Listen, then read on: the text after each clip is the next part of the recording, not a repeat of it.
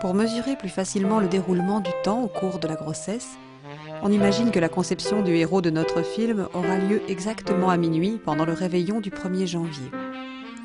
Le 30 décembre, à l'heure de la sieste, Marc et Sophie, les futurs parents de celui qui n'existe pas encore, se retrouvent.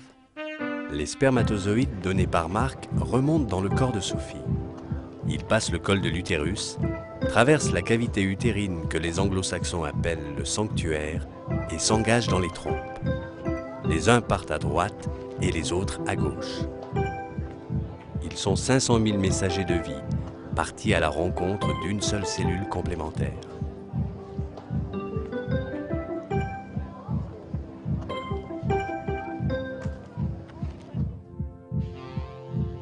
Depuis quelques jours, Sophie est entrée dans une courte période de fécondité.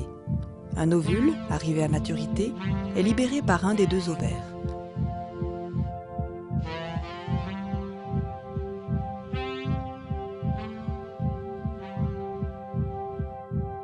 Il est aussitôt capté par la trompe et commence à avancer, poussé par les contractions et les mouvements des cils qui tapissent les parois. Sur les 500 000 spermatozoïdes donnés par Marc, une centaine seulement, les plus vigoureux, parviennent jusqu'à l'ovule.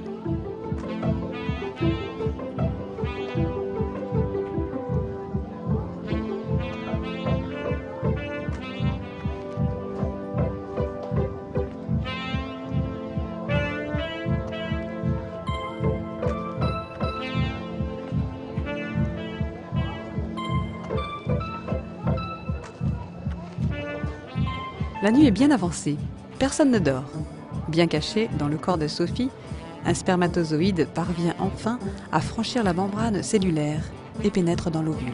Les deux noyaux se préparent à se réunir. Ils doublent leur matériel génétique.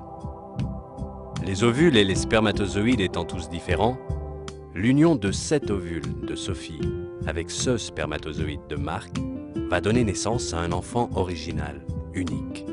Les membranes nucléaires se dispersent et les deux noyaux fusionnent. Les 23 chromosomes que chacun contient s'unissent pour former le patrimoine génétique d'un nouvel être humain.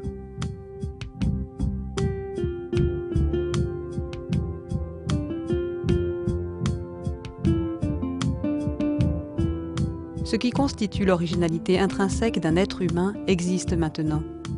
Rien n'indique à celle qui est maman depuis quelques secondes ce qui vient de se passer. Mais Sophie porte une vie nouvelle, une destinée nouvelle, indépendante, libre et égale en droit à toute autre destinée humaine. Pour marquer ce grand changement, on ne parle plus d'ovules ni de spermatozoïdes, mais d'œufs. La première division cellulaire commence très rapidement. Le premier noyau se dédouble, puis les deux nouveaux noyaux reconstituent leur membrane cellulaire.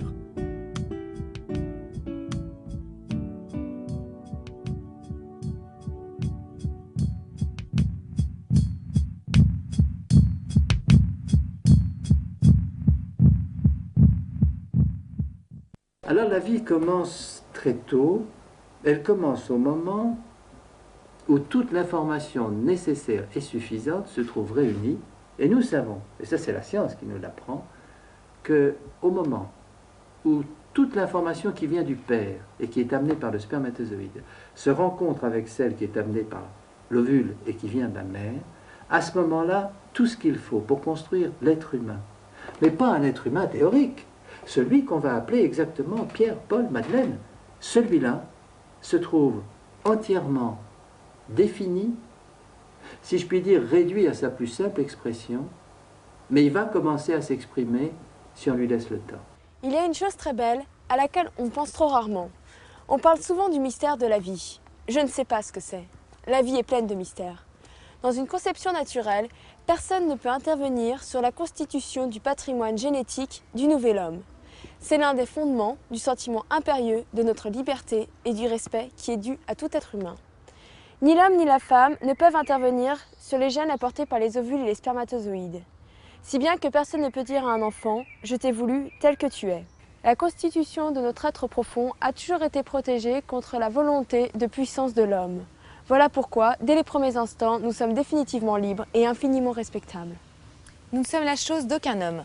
Les adolescents qui prennent leur indépendance par rapport à leurs parents le sentent bien. Il faut absolument préserver ce sentiment intime tellement important pour la construction de la personnalité.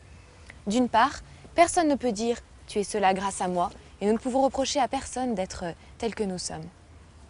1 heure après la fécondation, la première cellule se divise. Qu'un enfant soit conçu naturellement ou in vitro, on parle de procréation. Le mot est beau. Par les actes de procréation, les hommes agissent en faveur d'une création.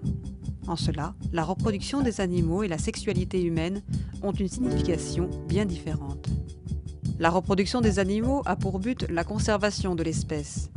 Si par la biologie nous ressemblons aux animaux, notre sexualité nous distingue d'eux, car elle associe des liens affectifs et spirituels au don des corps. D'où l'importance d'une éducation de la sexualité qui forme le cœur, l'intelligence et la sensibilité pour permettre à un homme et à une femme de nouer de façon responsable une relation qui s'épanouit dans le respect et la générosité. Le 1er janvier, dans l'après-midi, se déroule la 2e division cellulaire. L'œuf avance et les cellules se multiplient. Vivre une sexualité est une belle aventure. C'est vivre une relation qui permettra, le moment venu, de s'associer pour participer à la création d'un nouvel homme. Lorsqu'un enfant est conçu, on est toujours 3. Les croyants entrent en collaboration avec le Dieu créateur qui donne sa dimension spirituelle au nouvel homme. Les athées voient s'accomplir les desseins de Dame Nature. L'homme libre sait qu'il travaille à une entreprise qui le dépasse lorsqu'il participe à la conception d'un frère. Tous nous avons eu un jour cette apparence, petite grappe de cellules ressemblant à une mûre, que la science ne sait pas différencier. Le plus stupéfiant est que rien ne nous a été ajouté depuis ce moment-là. Nous nous sommes seulement développés de façon prodigieuse. Ces cellules sont-elles identiques, interchangeables? Rien n'est moins sûr. Aujourd'hui, nos moyens d'investigation, microscopes et autres, ne permettent pas de les différencier. Il faut être prudent. La science fait des progrès tous les jours. Considérer l'œuf comme un amas cellulaire, indifférencié, c'est déjà porter sur lui un regard réducteur. 64 cellules. L'œuf se transforme. Dès ce stade, 2 zones cellulaires sont reconnaissables, différenciées, spécialisées. La couche externe qui formera les structures nutritives et protectrices et le bouton embryonnaire, tout petit groupe de cellules qui donnera l'embryon. On ne parle plus d'œuf mais de blastocyste. Il passe de la trompe dans l'utérus. Il est maintenant prêt à s'implanter dans la muqueuse qui tapisse les parois de l'utérus.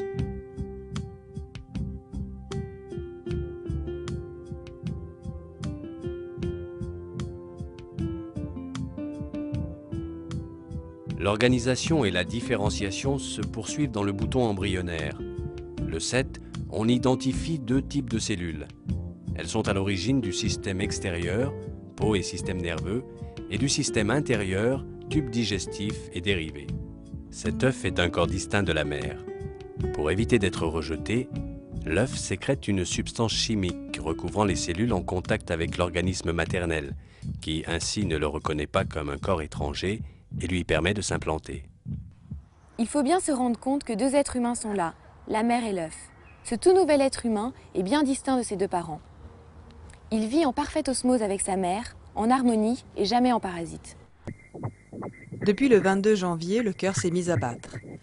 L'échographie à effet Doppler, très sensible à ce qui est en mouvement, nous montre son cœur minuscule qui bat à un rythme effréné. Ce petit être double de taille tous les 2 jours. Ce que l'on appelle l'organogenèse, c'est-à-dire la mise en place des organes, est maintenant terminée.